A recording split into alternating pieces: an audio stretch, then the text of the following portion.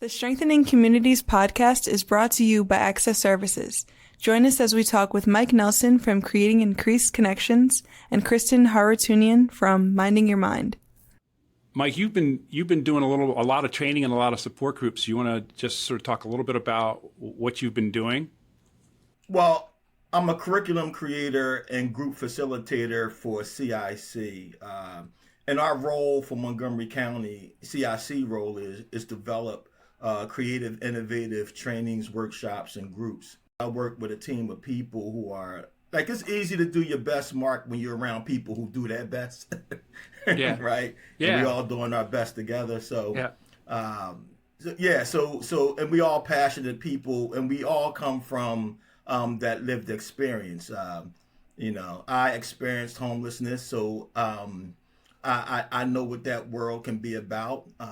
I do a group called Live Another Day, and it's an alternative to suicide group. But, I wanted to change the name and not really, let's take suicide out of it altogether and just call it Live Another Day, right? Yeah, right. And I think language is so important, but that's a podcast for another time. And, and I do that group not because I'm wise, it's because I know what it's like to think about, consider, and contemplating some self-harm, right? So that's kind of, a simple guy trying to support people and encourage people. And as I'm doing it, I find myself finding the help that I need. So that's kind of my story there. I think one of the big parts of this podcast that we're trying to do is to shift an understanding of a lot of these topical areas: mental health, suicide, recovery from substance use, what it means to live in the community with a disability, to shift a mindset to how do we look at all these topics through a community lens? How do people belong in the community? How do people contribute in the community? And how we're a better community when everybody is involved and doing their best. So I think what you were saying about language and the words that we use to describe these things and talk about them is really important. The other thing that struck me right off the bat is, you said, I'm not doing this because I'm wise, but because I have lived experience. And one of the things I like to say is I ask the question, where does wisdom lie? And oftentimes wisdom lies the most with the people who've lived through something. And sometimes we overlook that the wisdom, not only the knowledge, but the wisdom that comes with lived experience. So I appreciate you just sort of talking through that. Mike McKenna, we've been talking about the work that you guys do with TIP and youth, and we've talked in past episodes about how it's important for people to have the opportunity to share. Mike was talking about lived experience and the importance of that, and even for youth, it's easy to get sort of labeled or get stuck in a space and be the recipient of stuff. It's people are serving you or people are trying to help you, but just what happens when it's a reciprocal experience where people start seeing themselves as assets. Yeah, and it's great to help people to create those opportunities for people. And I think one of the things I enjoy most about TIP is that it almost is like a healing process by shifting the focus of like others supporting me to helping me support myself and those around me in the context in which I exist. So it's instead of just seeing yourself as a recipient of this support. And that's why I think like when we talk about language, it is kind of important because we're talking about including everyone. And this is the theme of the podcast, is inclusion, belonging. So if we have a bunch of folks who have different lived experiences from different walks of life, how do we help them through that lived experience share with other people what they've learned and how others can learn from that level of expertise that they carry around?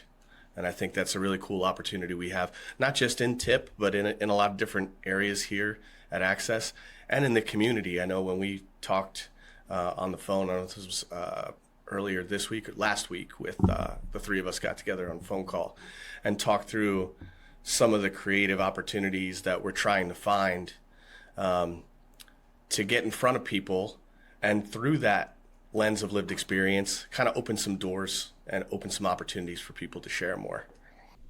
Mike Nelson, you were talking about the groups that you help facilitate, that you help support, and I think maybe talk a little bit about for maybe somebody coming into that group. It's a person who maybe has had an experience, a lived experience with a mental health struggle, or something along those lines, or like you described, sometimes it's an experience with homelessness. So when I come into that group as a person with a lived experience, I might not be used to viewing myself as having a story, or a story that might have value to somebody else. So what do you see happen when you facilitate some of those groups and you invite people into a community that wants to share and listen?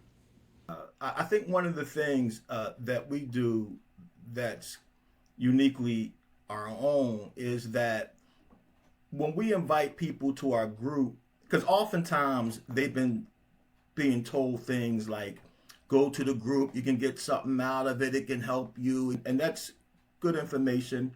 But when they come to our group, what we encourage them is that you already have something to give to the group. And that's a message that they seldom hear.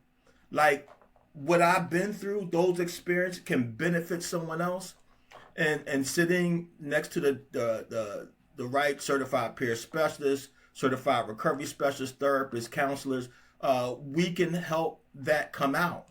The other thing is, it's often said that, we can empower these individuals to be able to see their true potential. I think what I can do is help that person see the power they already possess. And so this is the mental shift that we try to share with people. And that's why I'm not the only facilitator of our group.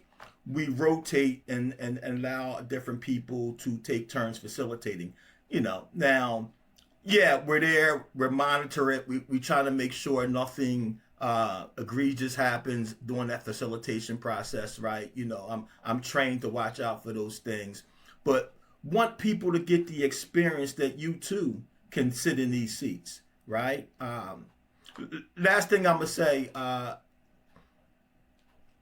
one thing happened is that we were asking people if they want to facilitate. If they accept it, it's fine. If they don't accept it, it's fine. So you want to facilitate today? No, okay, that's fine. I'll do it.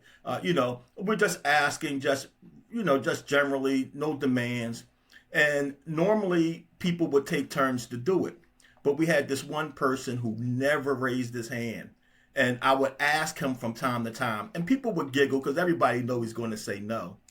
And then 10 months in the group, right? I didn't even ask him. I just asked, did anyone want to facilitate? And his hand went up. The group went into pandemonium. Everybody screaming and clapping. Because we knew it really wasn't about facilitating. We knew it really wasn't about facilitating, right? He raised his hand. And he said, I would like to do it. And that was just a proud moment. So I think what you're saying, Mike, really goes along the lines of what we're trying to sort of dialogue through. Like people view themselves as having something wrong with them or something that needs to get fixed.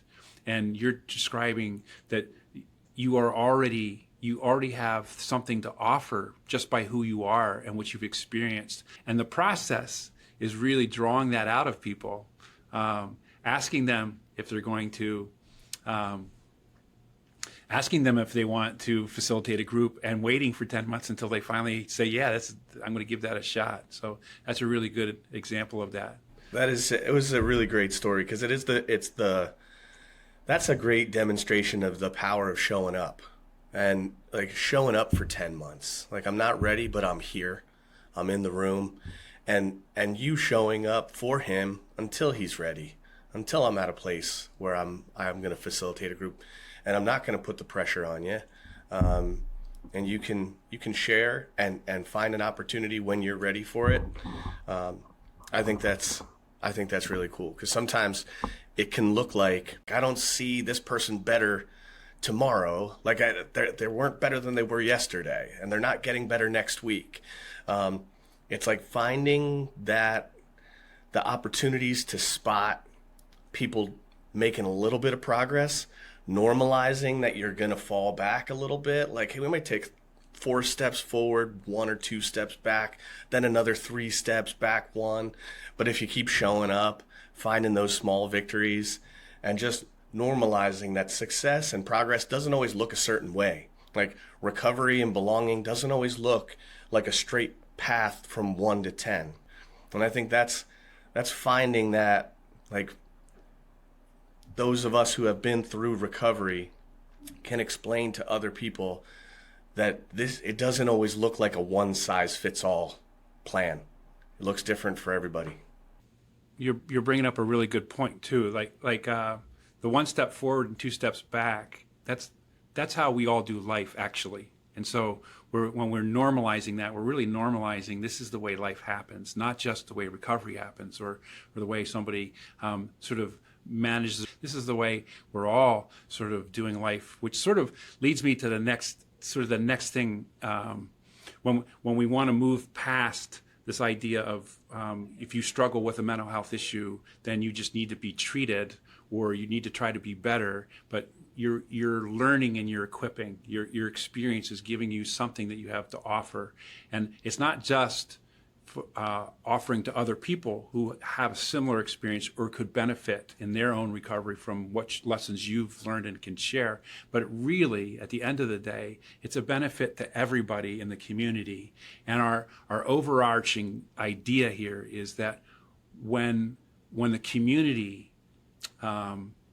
is at its best, it's because it includes everybody who has something to offer to the community itself. And when we fail to do that as a community, we actually diminish who we are as a group of people. And so what you were saying, both of you, Mike, is sort of leading me to another story. Is back in the pandemic, I was fortunate to be part of to be invited in as part of a group of people who hear voices, and they're living with that thing in their life. And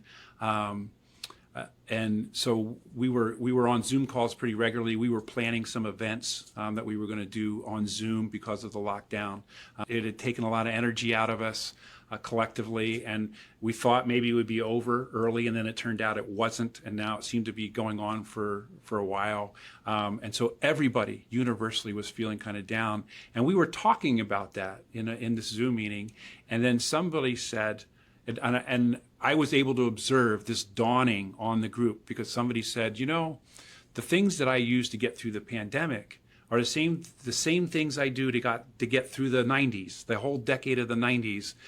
This is just a new day, a wrinkle in a struggle, but I know how to get through hard times because I've experienced that.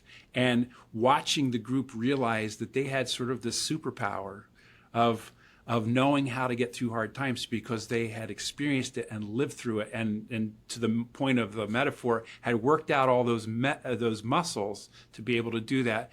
And they realized that they had something to offer not only to each other, but they had something to offer to the community at large, the rest of us that were out there and struggling. So I want us to talk about how do we shift from the idea that people can do well in spite of what they've experienced or the hardship that they've faced, but that people can do well and have something to offer precisely because of the experience that they've had. So I'm just wondering, how do you guys reflect on that idea?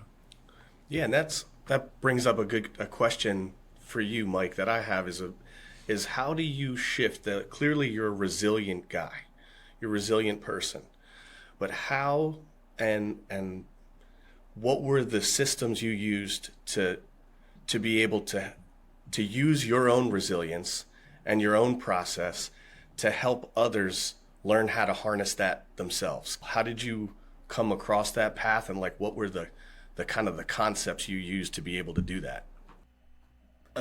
Again, I'm no expert in this, right? This is just my journey, and I just felt like I wanted to be the support that I never received. Let me just 3 things really quick. My focus has always been build a community of connection, non-judgmental, and care, right? And I believe that breeds safety, and with community and safety, we can have intimacy, right? People really sharing their hearts, right? I believe before I can tell Mark about Mark, let me first tell Mark about Mike, right? I think starting there. And I think that I never felt as close to my peers as when it was the pandemic, right? I thought, I really felt that we were all one and the same. I'm talking about program directors, managers, supervisors. I don't care what station in life you were in. I don't care what positions you held. Everybody was going through it. And I went without human contact, Mike, for 43 days. I lived alone. My family's in another county. I'm in an apartment by myself. And I leaned on my peers, those that were in my group, to encourage me, right? Because one of them said to me, he says, Mike, you need to go to the park and hug a tree because a tree is a living thing. And we all laughed in the group. But 2 days later, I was in the park hugging trees. 2 days later. So if you drove past, Mike, and you see somebody hugging trees, that was just me. That was just me, okay? It wasn't a big thing. Hey, I live non-judgmental. No judgment here. I might try it now. You're non-judgmental, right? Yeah. Listen, I know people are yearning for connection, right? One of the greatest desires of human nature is the need to feel appreciated. There's a need for positive regard, right? Respect what I've been through. Care about me. And I know there's a desire for interpersonal relationships, right? And I think that if I can just hold true to these things and be my authentic self, right, and build that kind of community, we can all get through some stuff together. Lastly, I'll just simply say this. I believe that when people get better and moving forward, it's not always about the absence of illness. I think it's really about the awakening of a purpose. The illness can still be there, but purpose override the illness. I'm still going through some stuff, but I feel like I got a purpose, right? So I think that's what's helpful. So I think I gave you the long version, Mike. No, that was really good. And Yeah. that line about, we're finding purpose. We're not taking away something that we don't like as much as we are finding a purpose, which gives us the motivation or the desire to move forward and figure out how to live with those things. And I think that's when we talk about reimagining recovery, I think that's you've gotten to an essence of it, that lots of times people in the public think of recovery as getting past something or getting rid of something or getting, moving to where you don't have these things in your life that you don't want so much. And really recovery is about much bigger things, which are connecting with people, the power of relationships and the power of finding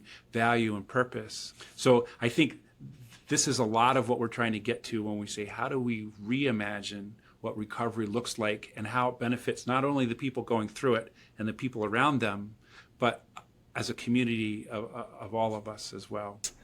Well, I think about a conversation I had with one of our family support specialists with the Bucks Life program last week, and talking about how work and coming and supporting families, sometimes in a really intense environment, is where she comes to find her peace, because she finds purpose in the work. She finds connection. She finds community. And although to an external perspective, you'd be like, wow, the last thing you need is to come into work and have to deal with that situation going on. She's like, I can't wait to get in here, because this is where I find some drive.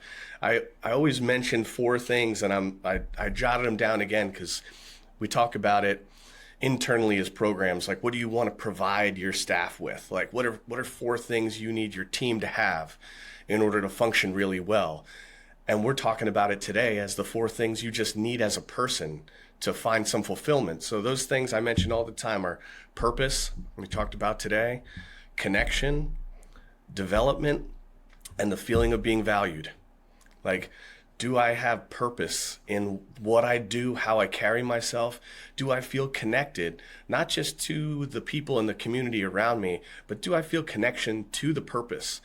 Do I have a sense of development? Like, I'm on a track, I'm improving, I'm getting better at something, or I'm helping other people improve. And do I have a feeling of being valued, like by my community members? And that I think that feeling of being valued is also belonging. Like, and because I'm connected to my community, do I feel a sense of belonging? And we talk about that from a team perspective. Like, those are important things to have. But they're things like, if you can check those 4 boxes in life, like, you're on the right track. That's pretty good. It's like, how do you find those as a person seeking them, but also as a community member not seeking them? How do you help provide those to other people? Like, how do you and that's kind of the difficult thing that we're talking about, how to help people do that. Yeah. Just love what you said, Mike. Which tells me, like, you are a thinking program. Your staff is thinking through how is the best way we can be better to be better for others. And I just love that approach of what you said. My point is that sometimes it's not the individual that's ill. Sometimes it's the program. So when I hear programs that think through, right, and look at themselves to see how they can look at, I just love that. And when Mike said that, it just made my heart leap. You know what I mean? Because that's the kind of people we need. It brings up another thing that we were talking about on our phone call last week, which is the creation of spaces that are in the community for just people to enjoy because they share an affinity for something. You know, I heard the importance of connection and the importance of value and purpose, and the importance of relationship. And one of the things that I've learned about you, Mike Nelson, just because I've been around you for a while, is that you're always curious. You just want to know about a person, who they are, how they got to this point in their life, and what's important to them. We don't have a key solution for this about how should we be differently as a community, but I think it includes those things where we should all be encouraged to sort of treat each other with kindness and sort of interact with each other, knowing that at the end of the day, we're all very much similar in terms of the things that we need as humans. Very well said, Mark. Let me just add this, that I believe, yeah, curiosity is definitely the key. I had the privilege to work in Philadelphia County prisons and jails, and also Montgomery County. And I done talked to prison social workers who say, well, Mike, you don't really want to talk to this individual. They was fighting COs and other inmates, and they very problematic. And just pull that chart, read that chart. Maybe you want to spend your energy focusing on someone else, because this person, you know, as far as housing, maybe someone else may be a better fit for what you're trying to do. I said, well, let me just see the individual anyway. And that's what I want to meet the person. And, well, he's a thug. And I hear that a lot in county jails, people being labeled as thugs. And this is what I discovered. They were not thugs. They were thugs in the sense where they were traumatized humans unable to grieve. Traumatized humans unable to grieve. This is what I was discovering. That was the thug that I was seeing, right? And once I got an opportunity to help that person unpack that, you know, I'm looking in the mirror just at another human being that was having a tough time. Yeah, so curiosity is definitely the key. But as you're mentioning that, I think what I have found is that people tend to meet expectation. So when you walk in with an expectation to meet someone that has something to offer, they have a level of expertise in something, they have value that you see, then they'll tend to rise and meet that expectation. If they're met with the expectation that you're a thug, you don't have anything to offer, you have a problem, look at this file, then people do tend to meet that expectation. So I think important how we all show up for each other with curiosity and expectation that everybody has something to offer. We all have something we could benefit from another person. We all have something to offer and to receive as we talk about building a sense of community. And it's not going to be in our file. It's going to be in the conversation. Yeah. Thank you for that, Mike. I think that's a great bow to put on this. I just read something around Mother Teresa, and she said if we don't have peace, it's because we forgot we belong to each other. It's because we just simply forgot we belong to each other.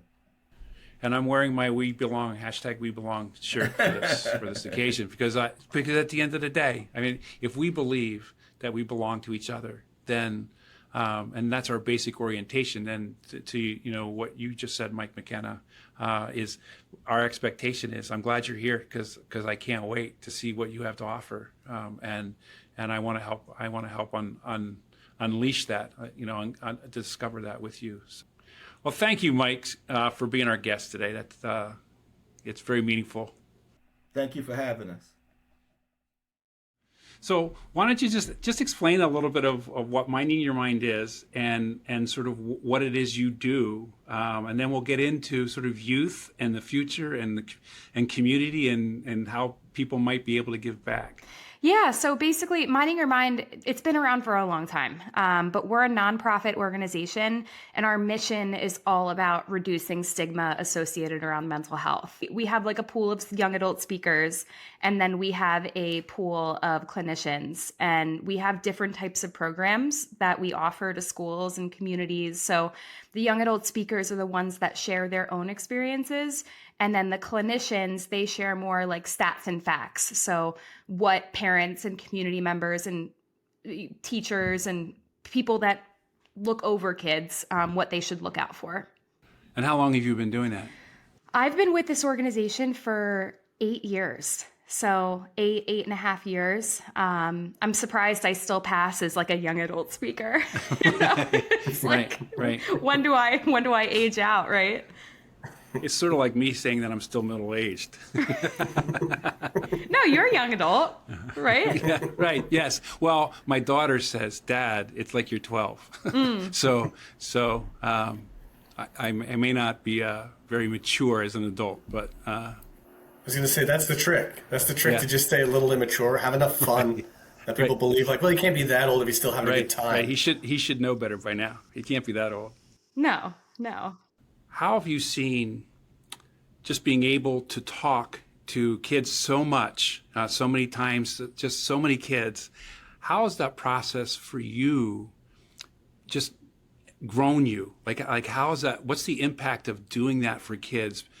You mentioned even a small thing, like somebody says they want to give back, they give you a bracelet because they want to give back. But what's the impact of your giving back to the community or paying it forward to young people? There's one presentation. We partner with an organization called the Duck Cup in Minnesota. So like I fly to Minnesota a couple times a year, and they hook us up with schools, and like typically we'll do auditorium type settings. So it's like 750, 850 kids. And what I'm ultimately seeing is there is a line of like 25, 30 kids. And I've had kids say to me, I watched you walk up on that stage and immediately thought, she's not going to be able to tell me anything that I don't already know. And then at the end, they're saying to me, like, you shared my story and I'm going to talk to the counselor about getting a therapist. I have a colleague who has a phrase. It's called giving the gift of going second. Like, I'll go first, and then it makes it okay for you to speak, and before it was too hard, but since I went first, it's okay for you to talk. So it feels like you're giving that gift to lots of kids, lots of young people. I love that. It's because it's true. We never had programs like these when I was growing up. Like when I was 16 years old, I thought I was the only kid that had a parent that died by suicide and addiction in the family. Like I really thought like nobody else can possibly relate to this feeling or this experience. And the amount of kids that have come up to me that have lost parents suddenly, lost family members suddenly, that have addiction in the home, mental illness in the home. Like, I mean, it's an incredibly powerful thing to be able to listen and hear them and then say, let me connect you to some resources. And the hope is that the school has the ability to at least like take care of that student from there. And that's what, a lot of times we talk about in the young adult community. One of the biggest barriers to progress is, and what it sounds like you're giving kids is the feeling that it's possible to be heard and understood. Like, and that it's a barrier when you feel like I can make attempts, but they're not going to be productive because it's not possible for someone to see the world through the same lens that I have. It's not possible that someone will understand where I'm coming from. So it sounds like the way you share your story, it helps people get the feeling that it is possible for others to understand me and see life through the same lens. What are the things that you see happening that maybe are more challenging, or just what are the challenges of that youth are really wrestling with that come up for you guys? I grew up right at the cusp of everybody has an iPhone, right? So like I didn't grow up with like an iPhone in my hand. I got my first iPhone when I was like 13, maybe. Now, I have a sister who is adopted, and she is about to be 14 years old, and her generation is much different. I always hate to be like, it's those dang phones, right? But like, you get like instantaneous access to things that you shouldn't have instantaneous access to. Like, I don't even like having this much access, and my brain is fully developed. So it's like, getting like the instant access of like everything that's going on in the world, either mostly negative, but negative and positive. And then, like what you're missing out on, like, they posted this story or they made this comment or this person got more likes than I did, or they got more views on the TikTok video. Like all of that matters. And I think that type of, that like layeredness of it all, where it's like, not only do you need to fit in school, but you also need to have like a specific amount of social clout, is like a lot of pressure to put on kids. And, like their algorithm is only feeding them probably the things that they're most insecure about, because that's what's going to keep their attention. It's a completely different challenge. I mean, I've seen schools implement in these past couple years, like no phone policies. And it is literally like watching a kid withdraw from drugs. Like not having the access, because the phone does the same thing. It hits similar parts of your brain. And, by no means am I a therapist, but but I've also seen tremendous, like when there's that instantaneous hit of anxiety, over time, kids are more relieved not to have it, which, I think is incredible that schools are able to at least like control what they can control. Yeah, I would double down on that in terms of what we're seeing. It is, it's almost like our young people are being asked to grow up and form a barometer around where they stand on every issue that is brought into their world by their device. And then also through the variety of different platforms of social media, they see everyone else around them through the rosiest lens imaginable, because everyone's only posting the best vacation they went on, the outfit they got with 10 filters on it, and then they're comparing themselves in their own life and saying, how do I measure up against these external things that the impression I get is very different than the actual reality? And then how do I go through this period of my life where I'm creating my own identity and my own tribe of people around me, and what does that look like? A lot of things that that we talk to young people about are forming healthy relationships and connection. Like, we know a lot of the theme of this podcast is belonging and connection. So how do we help people form bonds that we can help them experience something different when they're not plugged in, and we have an opportunity to have a conversation? Because most times, even if we disagree with some hot button issues on the barometer, like at a core level of who we are, we really are going to get along well together. Like, we have a lot more in common than we have different from each other. But that's not found out through surface level text, social media posts, likes, comments. It's found out through extended conversation. It's found out through getting to know who someone is on a deeper level. I also think it's interesting, we ask both youth coming into the program and prospective applicants that want to work for the TIP program, what they feel are some of the major issues facing youth today. And across the board, internet access, phones, social media, content that they have access to is alarmingly at the top of that list. And there's very few places where that conversation is being had about the long-term impact of the exposure to these kind of things. Like, in the past 8 years, something that really impacted our population was the pandemic and the inability to build connection with each other. So I was going to ask if you've seen during this past 8 years, if you've seen that impact and see things trending one way or another in terms of that. Yeah, I mean, I think a lot of us like became accustomed to being alone during that time. And it was sort of like, in that time, it was like, okay, like I mean, for me, like, I'm a very social person. That was taken away. And then, like, you know, like they say the opposite of addiction is connection. And like, I needed that connection. I felt like I took like a huge withdrawal from like the spiritual bank, so to speak. Like, thank goodness, like I had such a strong foundation. You know, the younger individuals potentially, at least like from what I've seen, it's like, okay, like I'm going to be in my bubble and I'm going to be here because it's safe.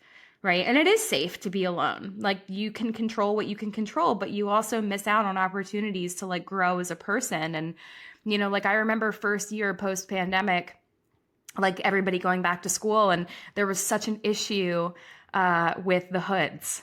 It was like everybody wanted their hood up. Everybody wanted a mask on, even when it wasn't required. And what I've also seen pre and post pandemic, if that's what we're comparing, is I walk into an auditorium in front of 650 kids, and almost every single one of them is on their phone.